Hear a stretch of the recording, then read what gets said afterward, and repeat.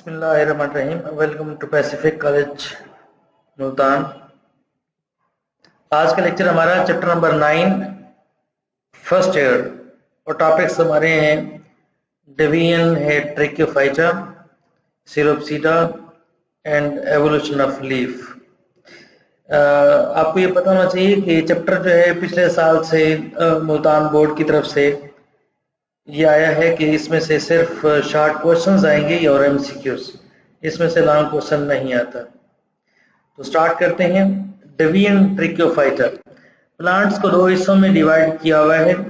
जैसा कि आप जानते हैं कि एक का नाम ब्रायोफाइट्स है और एक का नाम ट्रैकियोफाइट्स है। जो ब्रायोफाइट्स होते हैं उनके अंदर वेस्कुलर टिश्यूज नहीं होती, और जबकि जो ट्रैकियोफाइट्स होते हैं उनके अंदर वेस्कुलर टिश्यूज पाई जाती हैं, जिन्हें हम जाइलम एंड फ्लोएम कहते हैं।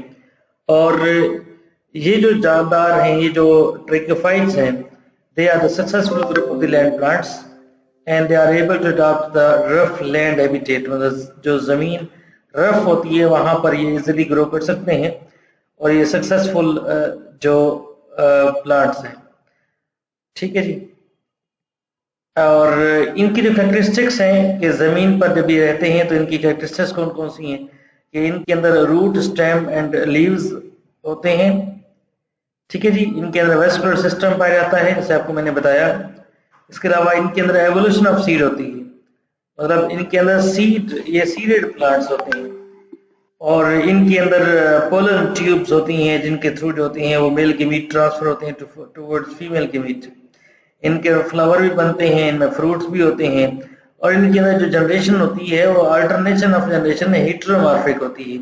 हेटेरोमॉर्फिक मींस स्पोरोफाइट और गेमेटोफाइट की जो स्ट्रक्चर है, मॉर्फोलॉजिकल स्ट्रक्चर है, वो बिल्कुल सेपरेट होगा या वो डिफरेंट होगा। इसे कहते हैं हेटेरोमॉर्फिक अल्टरनेशन ऑफ जनरेशन। अब पेपर के लिहाज से शॉर्ट क्वेश्चन आ सकता है कि write down the characteristics of the vascular plants. तो ये 6 कैरेक्टरिस्टिक्स हैं जो आप लोगों ने याद रखनी है। ट्रैकियोफाइट्स को फर्दर जो सब डिवाइड किया गया है, 4 ग्रुप्स में डिवाइड किया गया है। सिरोप्सिडा, लाइकोप्सिडा, सफिनोप्सिडा और टीरोप्सिडा, ये 4 ग्रुप्स हैं, इनमें डिवाइड किया हुआ है। तो आज के लेक्चर में हम ये पहले ग्रुप को पढ़ेंगे सिलोप्सिडा के हवाले से कि सिलोप्सिडा जिस फाइलम से ताल्लुक रखता है उसका नाम है सिलोफाइटा। ये वो स्पोरोफाइट्स होते हैं जो कि रूटलेस होते हैं। मतलब ये कि जैसा कि आपको बताया कि अल्टरनेशन ऑफ जनरेशन है, तो एक जनरेशन स्पोरोफाइट होती है, एक गैमेटोफाइट होती है। तो जो स्पोरोफाइट होते हैं इनमें वो रूटलेस स्पोरोफाइट होते हैं, और जो स्टेम होते हैं that is differentiated into underground rhizome and an aerial part.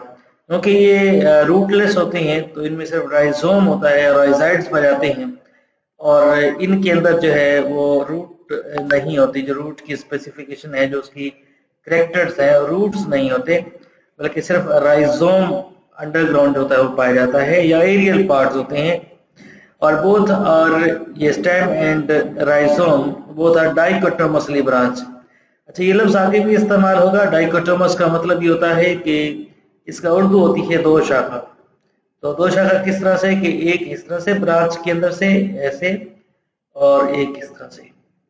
तो जो ब्रांच होती है या शूट होती है, और जब 2 हिस्सों में डिवाइड होती है आगे जाके, तो यहाँ से आगे जाके इस तरह से 2 हिस्सों में, उसके बाद फिर इस तरह से 2 हिस्सों में। इसकी उर्दू जब आप देखेंगे तो उसे कहते हैं 2 शाखा। ठीक है जी। अगर अभी भी आप कहीं पर जो प्लांट्स की शूट्स को देखें तो शूट जो होती हैं वो 2 शाखा होती हैं, जिसे कहते हैं डाइकोटोमसली ब्रांच कहते हैं। और राइजोम के अंदर ज़ाहिरी बात है कि वहाँ पर राइजाइड्स होते हैं, जो रूट का तकरीबन स्ट्रक्चर जो फंक्शन जो होता है रूट वाला वो परफॉर्म करते हैं। एरियल ब्रांचेस मतलब एरियल कहते हैं जो जमीन से ऊपर होते हैं। उनमें जो स्टेम होते हैं, ज़ाहिरी बात है कि वो उनमें लीफ नहीं होंगे, लीफलेस होते हैं, बट दे आर ग्रीन। और ये जो स्टेम होते हैं इनके अंदर जो एरियल ब्रांचेस होती हैं, इनके अंदर वेनलेस आउटग्रोथ्स होती हैं, मतलब वेन्स नहीं होती जैसा कि पत्ते के अंदर वेन्स होती हैं। और यही जो ब्रांचेस होती हैं इन्हीं के अंदर फोटोसिंथेसिस होती है। और जो रिप्रोडक्टिव ऑर्गन्स होती हैं स्पोरोफाइट, स्पोरेंजिया, जहाँ से स्पोर्स गिरते हैं, और स्पोर्स जहाँ गिरते हैं वहाँ पर गेमेटोफाइट बनता है। और जो इनके डेवलपिंग रिप्रोडक्टिव ऑर्गन्स होते हैं, they are present on the tips of the long and short branches की टिप्स पर पाए जाते हैं।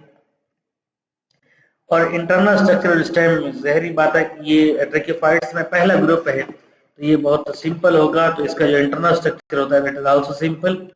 और जो वेस्कुलर टिश्यूज होती हैं दे आर नैरो, सेंटर में पाई जाती हैं और सॉलिड होती हैं विदाउट पिथ। ये एक एमसीक्यू आ सकता है कि which of the following the earliest group of this vascular plants. तो वेस्कुलर प्लांट्स में जो सबसे पहला ग्रुप आता है उसका नाम यही है, सिलोप्सिडा है।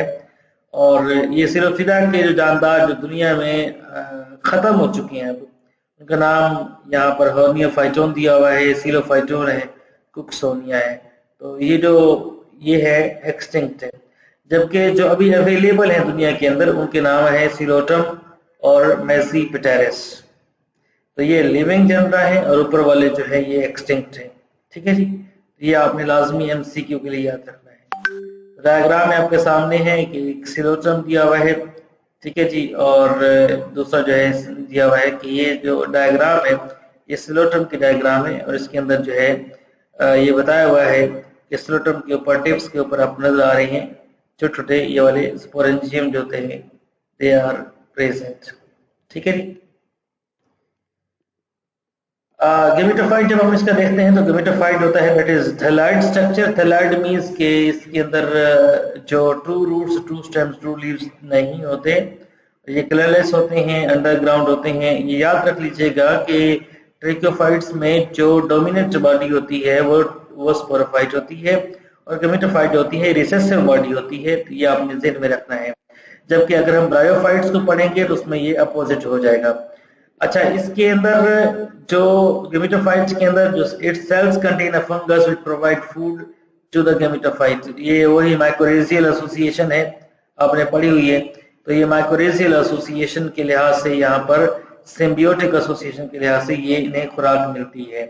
इसके जो एग्जांपल वही आपको मैंने बताई कि सिलोटम और मेसीपिटेरिस है। यहाँ तक आपका ये टॉपिक एंड होता है, और अगला टॉपिक है बहुत आसान टॉपिक है, evolution of leaf. Evolution of leaf जो होता है कि इसका मतलब ये है कि दुनिया में पहले प्लांट्स के ऊपर लीव्स नहीं थे, और बाद में इनके अंदर लीव्स जब बनना शुरू हुए हैं तो वो किस तरह से हुए हैं, उनकी स्टेजेस क्या क्या है, तो उसको जरा आपने गौर से सुनना है। इसके अंदर से 4 शॉर्ट क्वेश्चंस हैं सिर्फ जो मेन है। एक तो इसमें याद रखना है कि जो अर्लियर वेस्कुलर प्लांट्स अभी हमने थोड़ी देर पहले पढ़ा कि उनकी बॉडी थैलॉइड होती है, ट्रू लीव्स और ट्रू रूट्स नहीं होते, और जो इनके अंदर ये ब्रांचेस होती हैं वो डाइकोटोमसली ब्रांच होती है, भी हम पढ़ भी चुके हैं। ठीक है जी, जो एरियल पार्ट्स होती है ब्रांचेस वो डाइकोटोमस होती हैं, और जो उसका राइजोम स्ट्रक्चर होता है वो क्या करता है, जमीन से खुराक को एब्जॉर्ब करता है। और कुक्सोनिया जो है, इसका जो फोसल रिकॉर्ड मिला तो वहां से पता चला था कि ये किस तरह से हमें नजर आती है। जैसे कि आपके सामने डायग्राम है, तो ये कुक्सोनिया का तकरीबन 3.5 मिलियन ईयर्स पहले का ये फोसल रिकॉर्ड मिला, जहां से पता चला था कि जो ब्रांचेस हैं वो इस तरह की हुआ करती थी, डाइकोटोमसली ये ब्रांच प्लांट्स थे। ठीक है जी।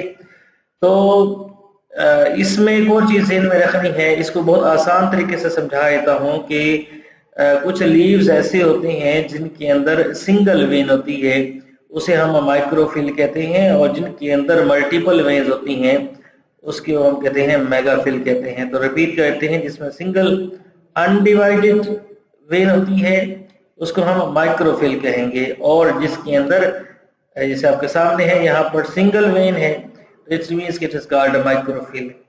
और वो लीफ जिसके अंदर मल्टीपल वेन्स होती हैं इसे हम कहते हैं मेगाफिल कहते हैं। तो जाहिर बात है कि जिनके अंदर लार्ज लीव्स जो होती हैं उन्हें हम कहेंगे मेगाफिल कहेंगे, जो कि हमें नजर आते हैं, चाहे वो आम के पौधे के पत्ते हैं, पीपल के हैं, या टाली के हैं, या कोई भी जो प्लांट जिसके लीफ के अंदर ढेर सारी वेन्स होती हैं वो मेगाफिल्स होते हैं। ठीक है जी। और मेगाफिल वो प्लांट्स होते हैं लाइक फर्न्स के प्लांट्स होते हैं, सीड प्लांट्स होते हैं। ओके हो गया जी। तो अब हमने ये पढ़ना है यहाँ पे कि it is stationary evolution of megaphyll started from the dichotomous branching system. तो हमने ये पढ़ना है कि ये जो branching system of the leaves veins होती है, कि मल्टीपल वेन्स जो बनती हैं वो किस तरह से बनी है, तो हमने ये समझना है। तो इसके लिए जो स्टेप है, पहला स्टेप है वो है ओवरटॉपिंग। ये अब शॉर्ट क्वेश्चन है सारे।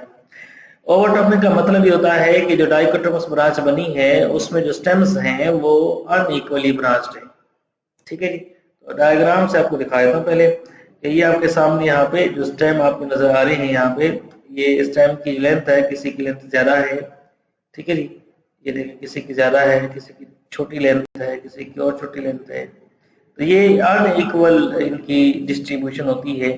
नो डाउट ये डाइकोटोमस है सारे, लेकिन ये क्या है कि ये अनइक्वली डिस्ट्रीब्यूटेड है, तो इसको हम क्या कहते हैं, ओवरटॉपिंग कहते हैं। उसके बाद प्लेनेशन क्या होती है कि यही जो कि अनइक्वल डिस्ट्रीब्यूटेड जो कि ब्रांचेस हैं, ये ब्रांचेस एक ही लाइन में अरेंज होती हैं इन वन प्लेन, ये याद रख लीजिएगा। तो इसको हम क्या कहते हैं, प्लेनेशन कहते हैं, मतलब एक ही प्लेन में आती हैं। जैसे आपके सामने यहाँ पे ये नजर आ रहा है, ये वाला सी स्टेप है, इसके अंदर ये इस ब्रांच की लेंथ, इस ब्रांच की लेंथ इन सब की सेम हो गई, इन ब्रांच की सबकी सेम हो गई। इसे हम क्या कहते हैं, इसे हम कहते हैं, जैसे आप यहाँ भी देख सकते हैं, ये देखें ये अनइक्वल डिस्ट्रीब्यूशन है, ये वाली, ठीक है जी, इसे हम ओवरटॉपिंग कहते हैं। प्लेनेशन क्या हुई, ये सारी एक ही प्लेन में आ गई, तो इसे हम क्या कहेंगे, प्लेनेशन। ओके ओके जी। और उसके बाद लास्ट स्टेप वेबिंग होता है, मतलब फिर काफी अरसे के बाद ये हुआ कि जो उनके दरमियान खाली जगह थी वो भरना शुरू हुई विद पेरेन्काइमा सेल्स। और ये जो पेरेन्काइमा सेल्स होते हैं, ये सेल्स होते हैं, इनका फंक्शन ये होता है कि ये जो डाइकोटोमस ब्रांच है, इनके दरमियान में जो खाली जगह होती है उसे फिल करना होता है। तो ये जो वेन्स होती हैं, इनके दरमियान जब जगह फिल हो जाएगी तो अब ये पूरा बन जाएगा leaf, which is called actually megaphyll leaf है। ठीक है, जैसे आप यहाँ डायग्राम भी दे सकते हैं कि यहाँ पर ये जो डाइकोटोमस ब्रांच है, इसके अंदर पेरेन्काइमा सेल्स ने पेनिट्रेट किया, जिसकी वजह से अब ये पूरा लीफ बन गया, ये मेगाफिल लीफ है। ठीक हो गया जी, तो ये आपने ध्यान में रखना है। और एक और चीज कि ये जो प्रोसेस ऑफ एवोल्यूशन है, it is very slow and gradual, which completed more than 15 to 20 million years ago. तकरीबन इतने साल पहले ये जो प्रोसेस है ये कंप्लीट हुआ। ठीक है जी, आप इसके अंदर भी देख सकते हैं, यहाँ मजीद क्लियर है। दिस वन इज ओवरटॉपिंग, ये वाली ओवरटॉपिंग, ये वाली प्लेनेशन और ये वाली वेबिंग। समझ आ गया जी।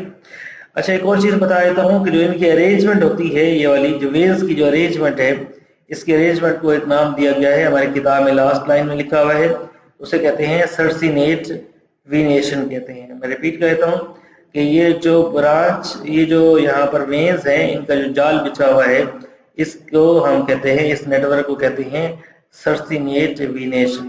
ठीक हो गया जी। तो आज के लेक्चर में हमने पढ़ा ट्रिकोफाइट्स की उसकी कैरेक्टरिस्टिक्स पढ़ी, ये शॉर्ट क्वेश्चन है, सिर्फ सीधा पढ़ा। इसका स्पोरोफाइट अलग से आ सकता है, मेटोफाइट अलग से आ सकता है, इसकी जो एग्जांपल्स एमसीक्यूज में आ सकती हैं। और एवोल्यूशन ऑफ लीफ के अंदर जो सवाल 4 हैं कि इनकी जो टाइप्स है, ओवरटॉपिंग, प्लेनेशन और वेबिंग और सर्सिनेट वीनेशन, तो ये 4 शॉर्ट क्वेश्चंस हैं जो इस टॉपिक में से हैं। क्या ये माइक्रोफिल और मेगाफिल का डिफरेंस भी आ सकता है? ओके जी, थैंक यू सो मच।